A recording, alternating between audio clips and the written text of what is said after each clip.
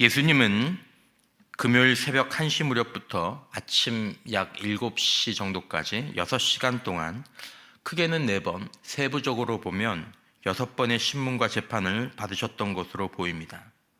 당시 유대 종교에서 최고 권력자는 안나스라는 인물이었습니다. 요한복음에 나오는데, 그는 물러난 대제사장이었지만 은퇴한 사람인데, 그의 사위가 현직 대제사장이고, 요세푸스의 기록에 의하면 사위 말고 아들이 5인데 아들 5을 차례 대제사장으로 삼았던 사람입니다.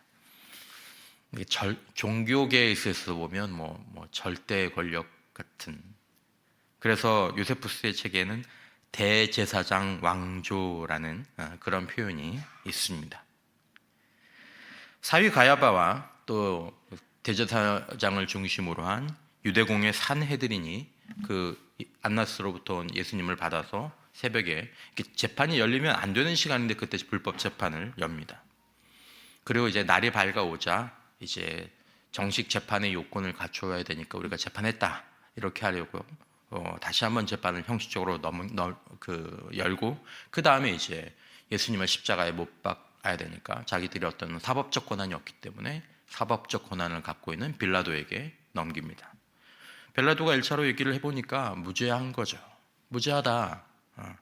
하지만 이 판단의 짐을 자기가 지지 않기 위해서, 자신의 무죄에 대한 동의를 얻기 위해서 헤롯 안티파스에게 예수님을 보냅니다. 흥미롭게 헤롯이 네가 그 예수냐? 기적을 한번 해봐라. 그렇게 얘기를 하는데 예수님이 아무것도 안 하니까 금세 흥미를 잃고 뭐 이렇게 시시해? 그러면서 다시 빌라도에게 보냅니다.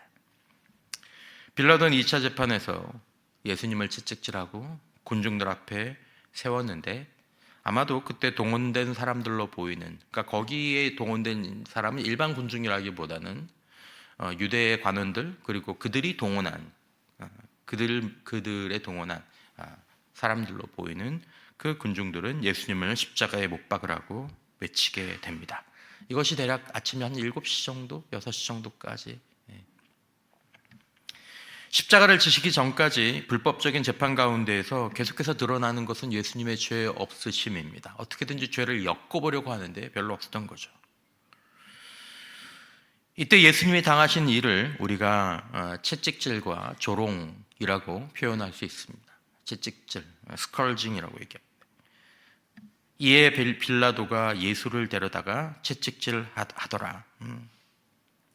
이 카라바조의 그림 가운데 Flagellation of Christ라는 예수 그리스도의 채찍질이라는 채찍 맞음이라는 그림이 있습니다.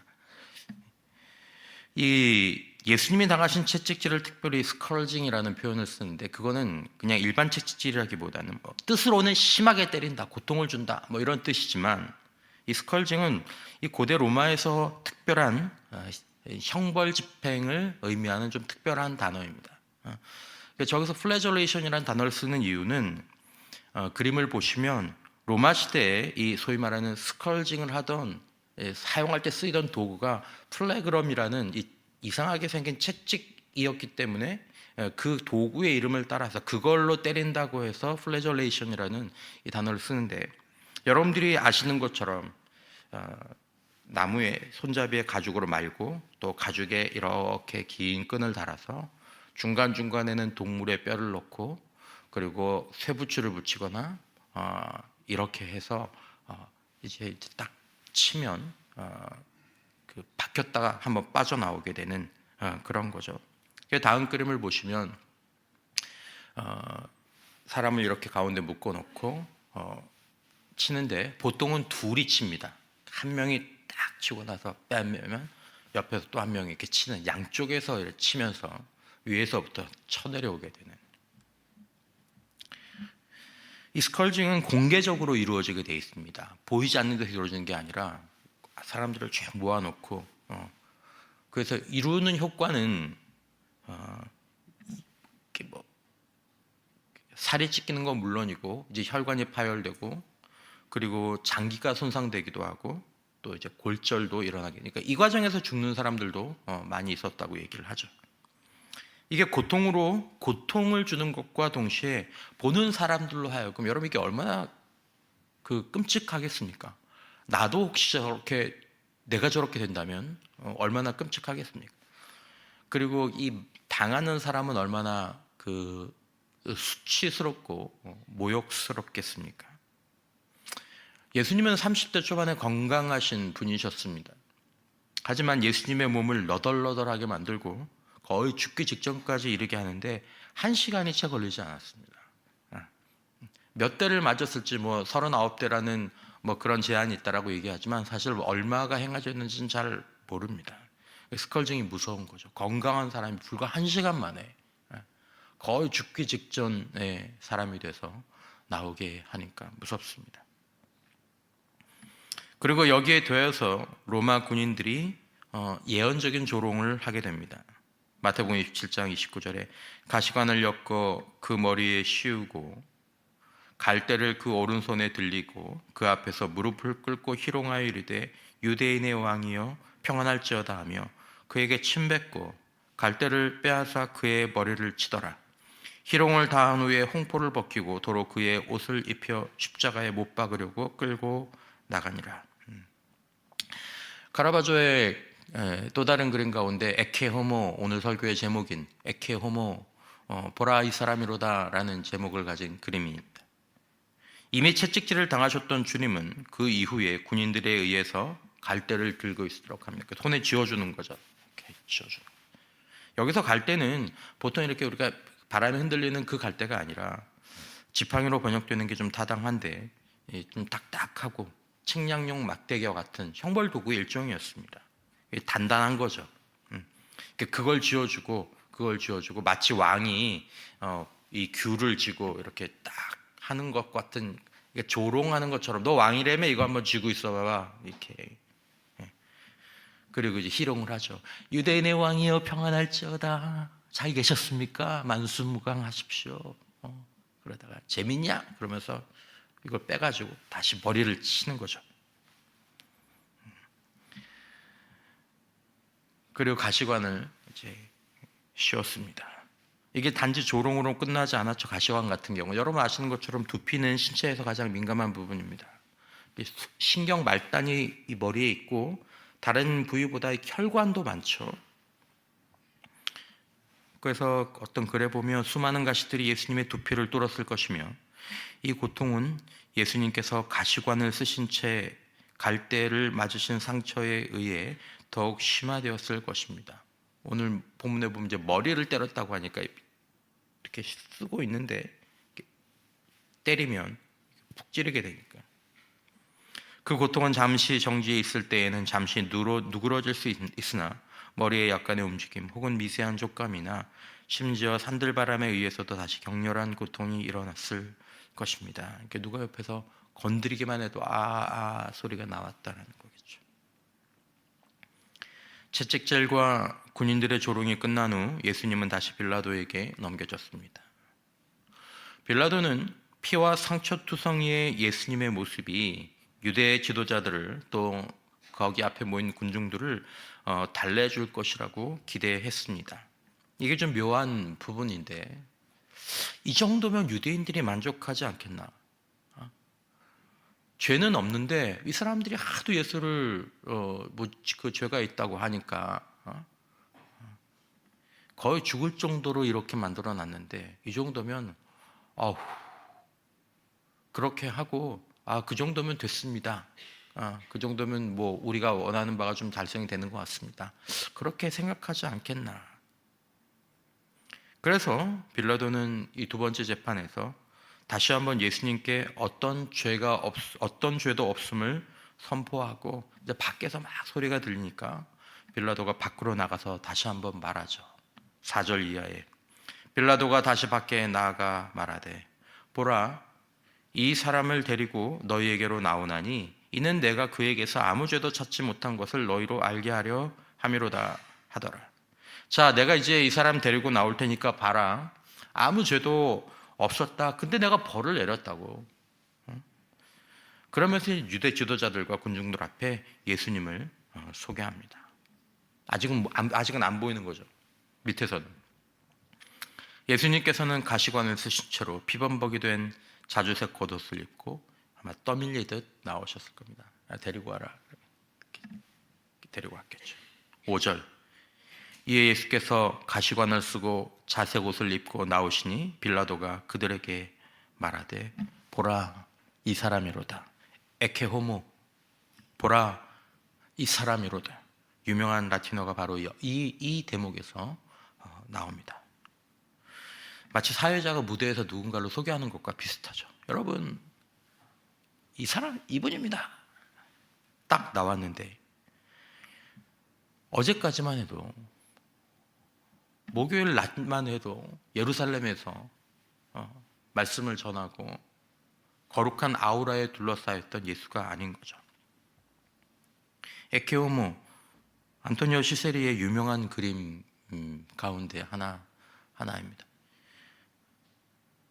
아마도 이때 예수님은 동공이 풀리고 피투성이로 비틀거리고 붉은 옷을 입은 것도 아니고 안 입은 것도 아닌 듯 걸쳐 입고 가시관을 쓰신 채로 등장하셨을 것입니다.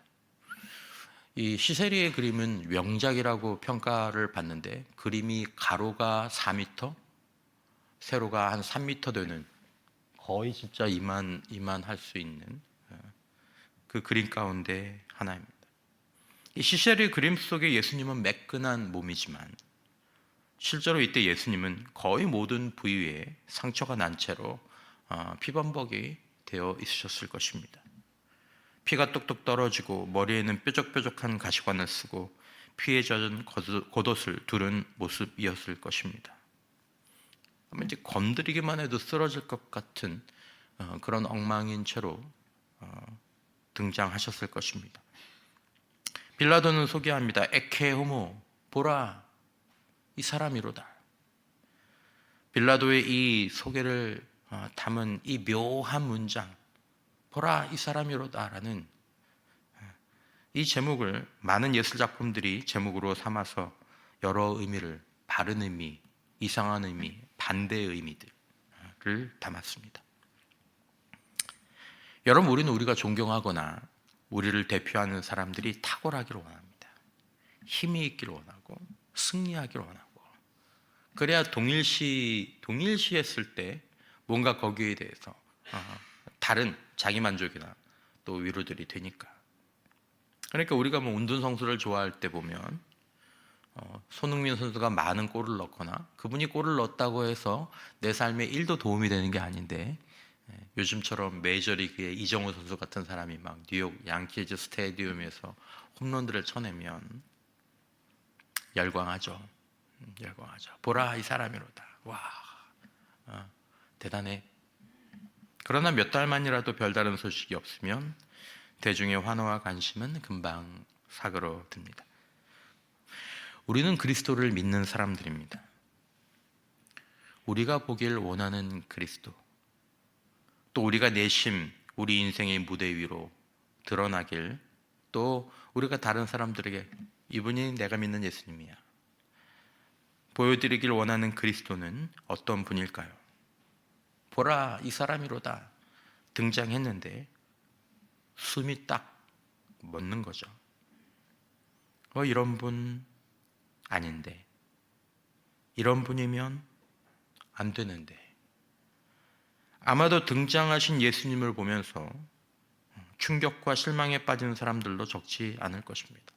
만약에 그 자리에 좀 신약한 사람이라든지 여인들이 있었으면 딱 보고 헉 했을 겁니다. 아니면 이렇게 하든지. 여러분, 우리가 자신과 다른 사람에게 소개하고 싶은 그리스도는 어떤 분일까요? 나는 어떤 그리스도를 소개하고 싶으십니까? 보세요, 이분입니다. 눈빛은 힘을 잃고 조롱과 채찍질에 망가진 몸을 들고 옷도 제대로 걸치지 못한 이리저리 졸임을 당한 그런 분인가요? 여러분, 그런 예수를 소개하면 예수에 대해서 관심을 가졌던 사람조차 도망하지 않을까요? 고대 신화나 전설 속의 신과 영웅들은 결코 치욕과 굴욕, 십자가형과 같은 형벌을 당하지 않았으며 특히 그리스도처럼 온유와 겸손, 인내의 자세로 굴욕을 감내한 이가 없습니다. 오늘날 이슬람 교도들조차 예수님의 십자가형을 그분의 치욕과 연약함으로 보기 때문에 역사적 사실로 받아들이지 않는 경우가 있습니다. 실제로 꾸란에는 이런 구절이 있습니다. 그들이 예수를 죽이지도 않고 십자가에 못 박지도 않았다. 그러나 그러한 것처럼 보였다. 이건 예수를 부인하기 위한 표현이 아니라 하나님께서 그의 사랑하시는 선지자에게 이런 치욕스러운 고통과 죽음을 허락하신다는 것을 인정할 수 없는 거죠. 이게 인정이 안 되는 거죠. 우리 주님이, 내가 믿는 분이, 우리가 믿어야 될 분이 저 모습이 저게 말이 되냐? 뭘 보고 믿냐?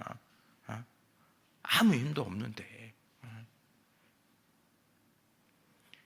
그러나 그리스도께서 이렇게 소개되셨습니다. 에케호모, 보라, 이 사람이로다.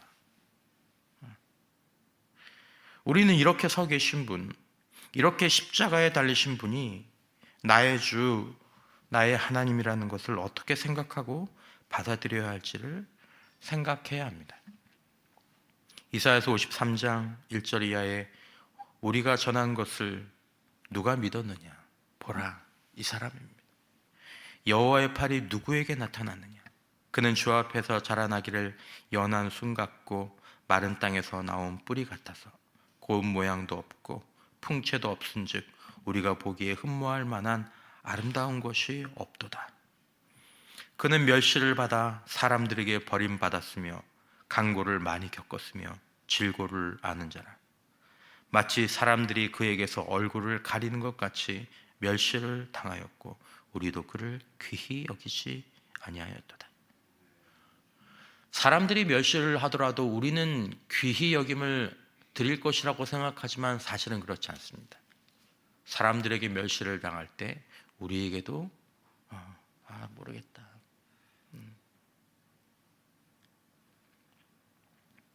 사람들이 와 할 때 우리도 와. 그래서 고난주간의 특세가 가장 사람들이 적게 참여하는 특세일 수도 있지만 우리 교회는 그렇지 않은 게 너무 감사하지만 사람들이 그에게서 얼굴을 가리는 것 같이 멸시를 당하였고 에케오모 하필 보리떡 5개와 물고기 2마리로 5,000명을 먹이실 때 보라 이 사람이로다. 바다의 풍랑을 잠잠케 하시고 귀신을 내어주시고 죽은 자를 살리게 하시고 그럴 때 보라 이 사람이로다. 하필 이더미옥에서 많은 사람들이 얼굴을 돌리고 많은 종교들이 감추고 싶어하는 인정할 수 없는 바로 그 사람이 우리가 전하는 사람, 우리가 믿는 사람의 본질이고 본질이어야 했다라는 것이 기독교 신앙의 가장 중요한 부분이자 가장 귀한 부분입니다. 사도 바울이 그래서 이렇게 얘기하죠. 고린도전서 1장 23절 우리는 십자가에 못 박힌 그리스도를 전하니 유대인에게는 거리끼는 것이요 이방인에게는 미련한 것이로되. 부활을 전하면 좋을 텐데 십자가를 전하지 않고는 부활을 전할 수 없는 것이죠. 고난이 있어야 그 고난 안에서 빛나는 예수의 생명과 부활이 있게 되는 줄 믿습니다. 그러므로 예수님에게 십자가가 중요하듯이 우리의 신앙과 인생 가운데 고난은 특별한 의미를 갖습니다. 그리고 그 고난의 길을 걷는 동안 우리는 예수님을 조금 더 가까이 보게 됩니다. 주변에 아무도 없고 외롭고 고통스럽고 거기서 우리는 나의 고난주간 가운데 예수님의 고난주간을 경험하게 되고 거기서 우리는 거기 계신 주님 이래서 예수를 믿는구나 발견하게 되죠. 빌라도의 외침은 그에게 가해진 벌로 이것이면 충분하지 않는가 외침이었습니다. 하지만 유대 관원들과 그들에게 동원된 사람들은 빌라도와 달리 피투성이가 된 채로 얻어맞고 채찍질 당해서 거의 제대로 서 있지도 못한 예수님의 모습은 아랑곳하지 않고 더한 것을 요구했습니다. 6절 대제사장들과 아랫사람들이 대제사장의 아랫사람들이죠. 예수를 보고 소리질러 이르되 십자가에 못 박으소서, 십자가에 못 박으소서. 빌라도는 기가 막혀 하며 경멸하듯 말합니다. 6절에 빌라도가 이르되 너희가 친히 데려다가 십자가에 못 박으라. 나는 그에게서 죄를 찾지 못하였노라. 고난주간의 중심에서 오늘 이 사람을 깊이 생각하시는 하루가 되시기를 주님의 이름으로 축원합니다.